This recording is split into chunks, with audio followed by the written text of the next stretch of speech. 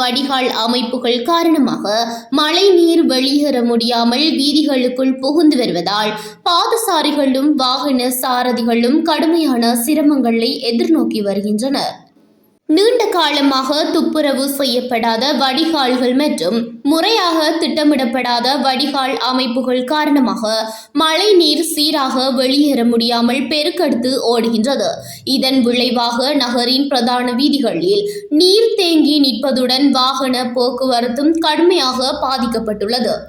மேலும் தாழ்நில பகுதிகளில் அமைந்துள்ள வர்த்தக நிலையங்களுக்குள் கூட மழை நீர் புகும் அபாய நிலை உருவாகியுள்ளதாக அப்பகுதி மக்கள் தெரிவிக்கின்றனர்.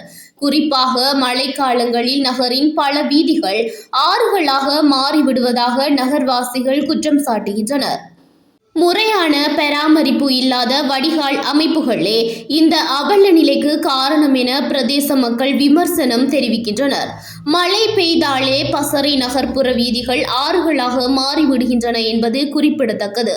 இது இயற்கை பேரிடர் அல்ல, பொறுப்பு வாய்ந்த அதிகாரிகளின் அலட்சியத்தால் ஏற்படும் அவல நிலையாகும் எனவும் பிரதேச மக்கள் கவலை வெளியிட்டுள்ளனர்.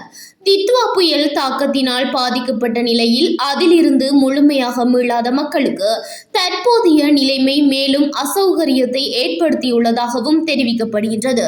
முறையான வடிகால் அமைப்பை மேற்கொள்ள உரிய அதிகாரிகள் உடனடி நடவடிக்கை எடுக்க வேண்டும் என பொதுமக்கள் கோரிக்கை விடுத்துள்ளனர்.